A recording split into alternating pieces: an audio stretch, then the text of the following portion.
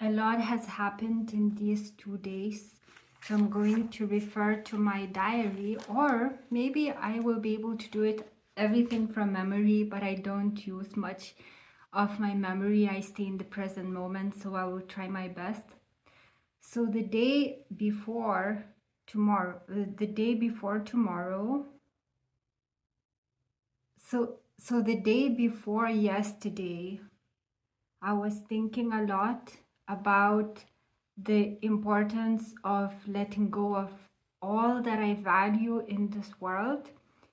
And I already made a video that resulted from it. So I realized that the biggest attachment that I had was to my mom. And then I was able to reduce the importance of that connection by saying that she is a soul in this fleshly suit of the body, and none of us are responsible for one another, because obviously I care about her, and this naturally leads to the feeling of being responsible, or like that if something happens to her, I will be greatly affected.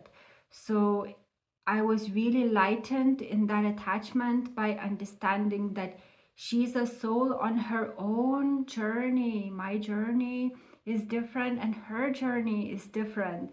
So she will go on developing in her own way. And for me personally, this really lightened the attachment, as a result of which I got a dream, which the video should be published already about the high altitude, and it was shown to me that the attachment definitely reduced. It's still there, but it's definitely reduced. So after this dream, I actually sent a text message, or voice text message maybe, to my mom, saying that I'm going to stay a lot in silence and meditate, so I won't be calling her. I might text her, but I will avoid calling her, and she understood it. And so that was again a way to reduce that connection to the body, not to the soul. For the souls, we are all connected. So after I did that, I went to take the waste bin from the road. So we need to leave our waste bins in this neighborhood on the main road, and then they get collected. And the empty ones then we need to take through, and I take it through my driveway, and it's a long driveway. So I remembered that yesterday I left the bin out there. So I went in the morning to collect it. And so I went through the through the driveway, and then as I was coming back, right in front of me before turning to my house, so I was at the end of my driveway, and then I had to turn to a small road to my house. Right in front of my feet, there was a fish dropped by a bird. We have lots of birds of prey flying here because there are fields and there's a forest. And the fish was freshly dropped for me. It wasn't there when I was going to collect the bin. So it was just there, and we had cats here. So it would be gone very quickly. So it was definitely freshly dropped because I didn't see it when I was going. It was just there, this fresh fish. And I even made an Instagram story. I posted it on as an Instagram story. So this is kind of when I'm letting go of this attachment, of the attachments to the world, it comes in symbols, the confirmation that I will be provided for. This is such an obvious symbol that everyone could interpret it. It's like food, manna from heaven, that you will be provided for. The fish dropped from the sky. The sky represents the heaven where God is. Fish is food, supply. So basically it confirms that I will be supplied for. So I cooked that fish, and it was very nice.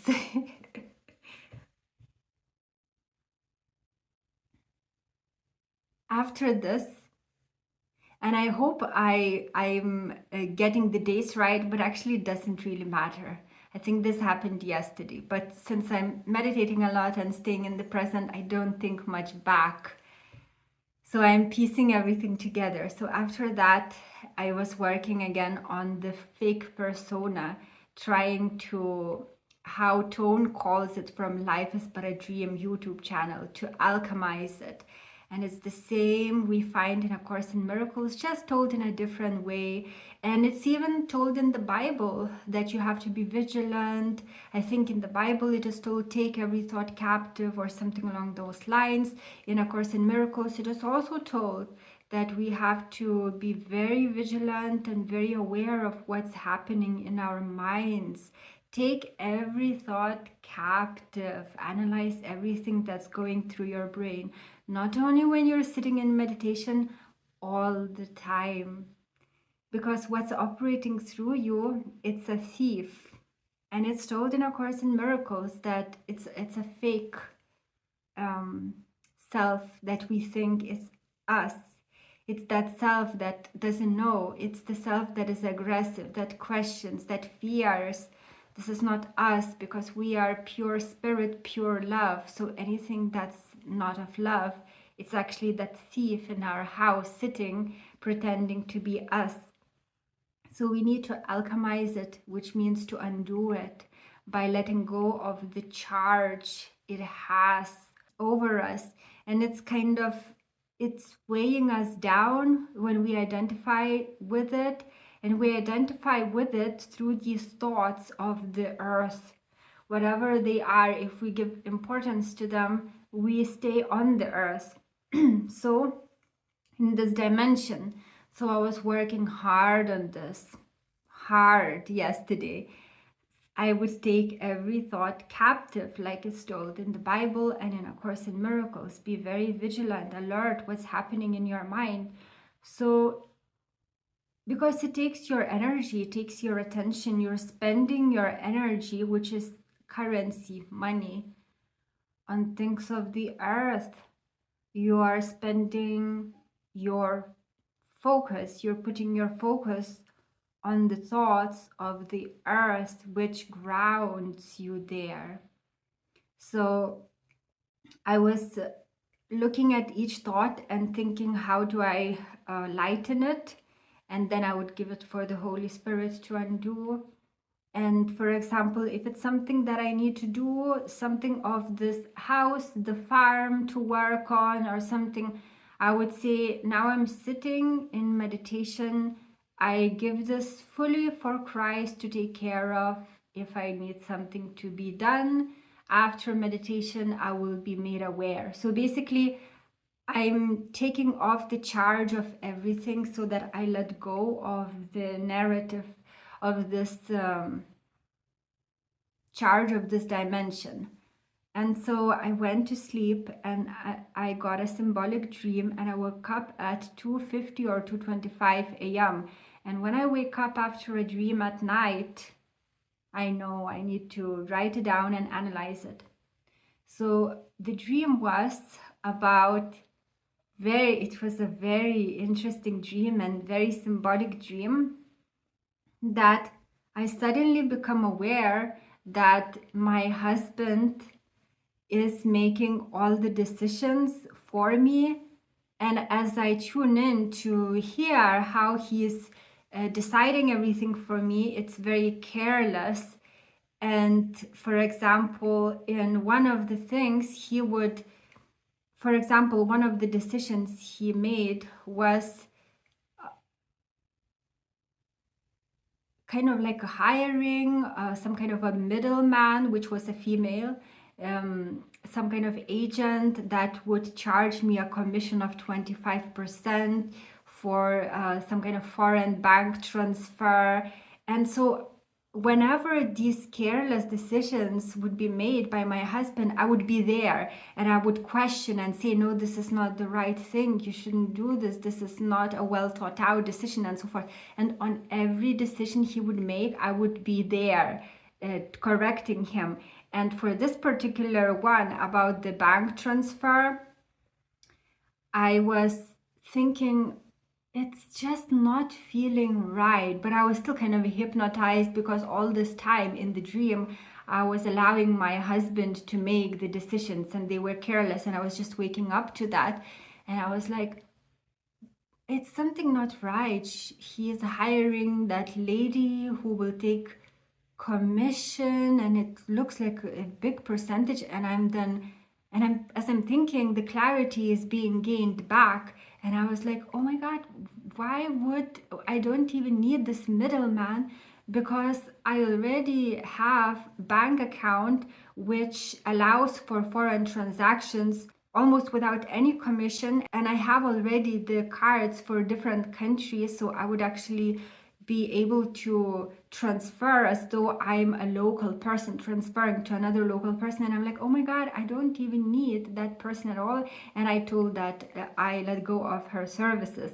And as I started to make these decisions by myself, my husband wouldn't show that he was upset, but he was so irritated, but he was still trying to be nice. But then he left so that I no longer pursue him in terms of, analyzing his decisions. And he just left and I couldn't find him. And then I told for that lady that I will not use her services. And then the dream continued a little bit, but it was not related, or maybe I can't yet interpret it correctly.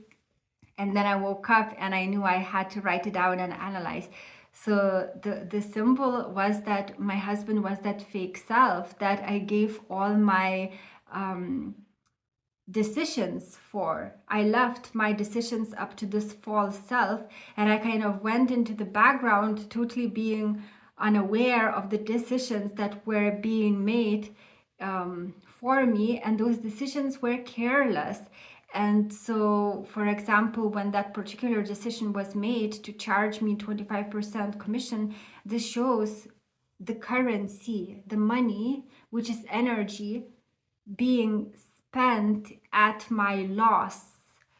What's that agent? I think that middle person, that lady was Matrix itself. So through the careless husband, which is the false self, the persona that seeks validation, that is fearing, that is operating in this world. So through this persona, the energy of real self is being used to maintain at the loss of the soul, the existence in this fake dimension, this matrix. So that's how I interpreted it.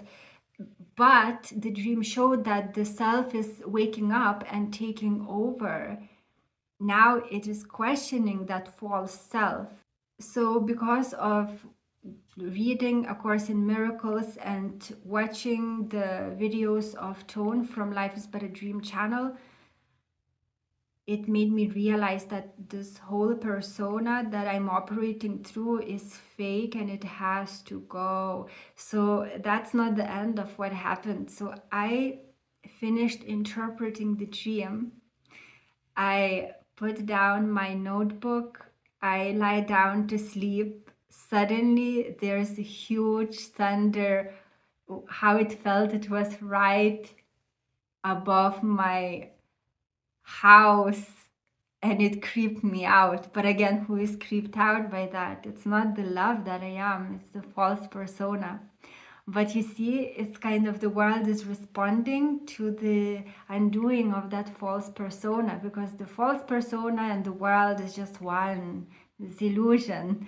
So as you're really working on undoing that, some strange things start happening in the world. So I was like, that it was out of nowhere. It was so quiet and huge thunder. I didn't even see lightning. It was just huge thunder. And I was like in shock, what will happen next? And then after that, lightning lighted up my whole window, and there are 3 windows in the room, and one of it was totally lighted, like someone put like a huge torch or something, like a huge torch through the window, and I was like, okay. And then again another big thunder, and then rain started pouring down. I checked the weather forecast the day before, and there were no rains predicted at least for 4 days. And suddenly, after the interpretation of this dream, I get these phenomena. I was like, oh my God. So it's so amazing how interactive it is as we are doing genuine spiritual work, not only just speaking about like we are light, blah, blah, blah, but we are really undoing the false persona, the mask. Persona means mask, the one that seeks validation, the one that wants to become known, the one that wants followers, the one that wants beauty, the one that grasps anything of the world. That one has to go. The one that asks questions, that one has to go. The one that fears, that one has to go. And so we are undoing it in many ways, one of which is through capturing each thought and analyzing it, removing the charge so that we are not grasping on it, removing our grasp from that thought. One of which I gave the example, which works for me very well, is that Christ will take care. If it's anything to do with what I need to do in the world, Christ will tell me when it's the right thing to do. Maybe it will be taken care of. I don't need to think about it at all. I will be shown exactly what to do. So it's out of my mind. So I'm detaching. Or like it's told in A Course in Miracles, through forgiveness, through understanding it's a dream. What are you forgiving?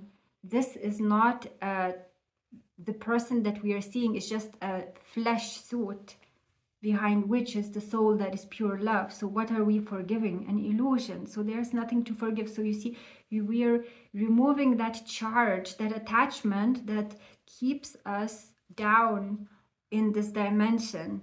And as we are doing that, and also like Joan explains, just allow that personality to suffer, because the one that suffers is not you. You cannot be suffered. And I really liked how he gave an example, a biblical example, and he knows the names. Haven't read the Bible in a long time, but he gave an example from the Old Testament how 3 men were put into furnace, I think by Nebuchadnezzar king, maybe not, and then as they were looking whether they are burning, the people that put them into furnace, they saw fourth one looking like an angel walking among them. It was Christ, and they were not burned. Those men were not burned because they had that Christ mind awakened. What burns is the one that is fake, the fake persona. So as we allow that suffering and we don't protect, we don't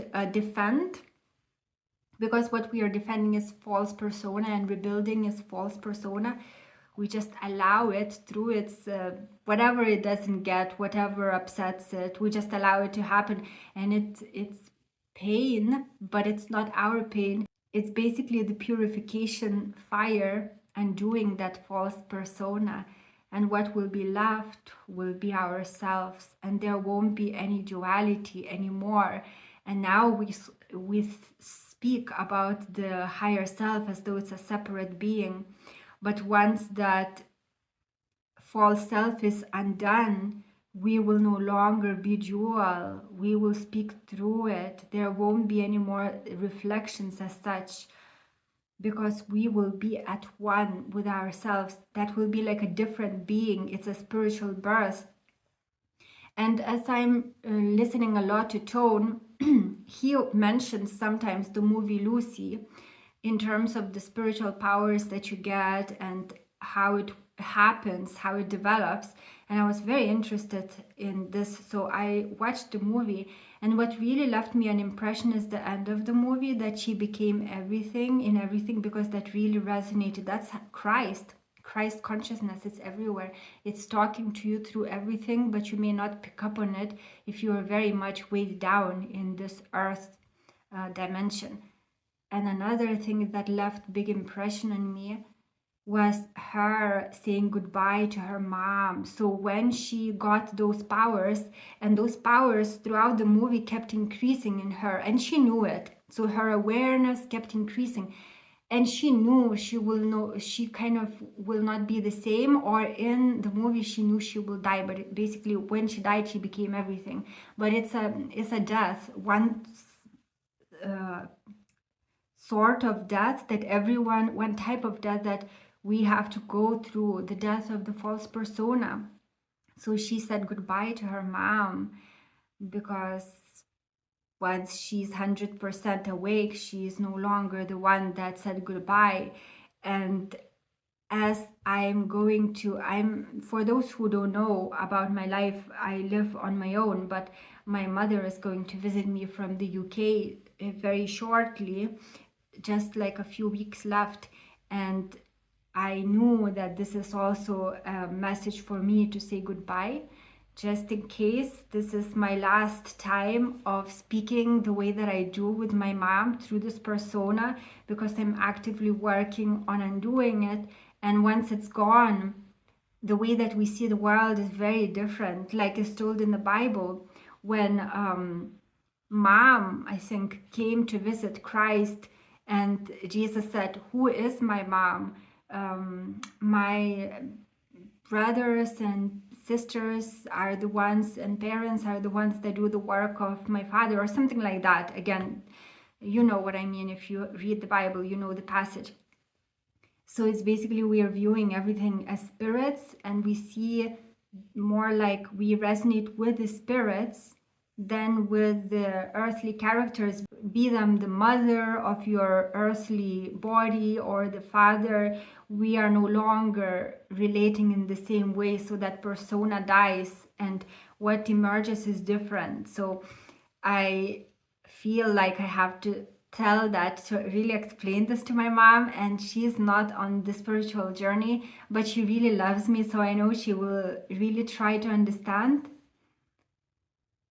what I'm saying. I don't know if she will understand it, but I need to tell just in case the next time I see her it's no longer the same, because there has to be death, the death of the persona, and the rebirth of the self that's now not in charge, but as you are undoing the persona, it's getting there, and then only it remains, and the false persona is no more.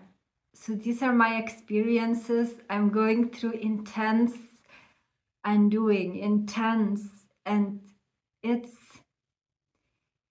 it's not easy, because you have to let go of all the distractions and sit with yourself and examine each thought and just be very aware, because the false persona can overtake so easily, or those thoughts that form chains and chains and links, and next thing you know, you're going back to see the original thought, and it's just thought upon thought and thought upon thought.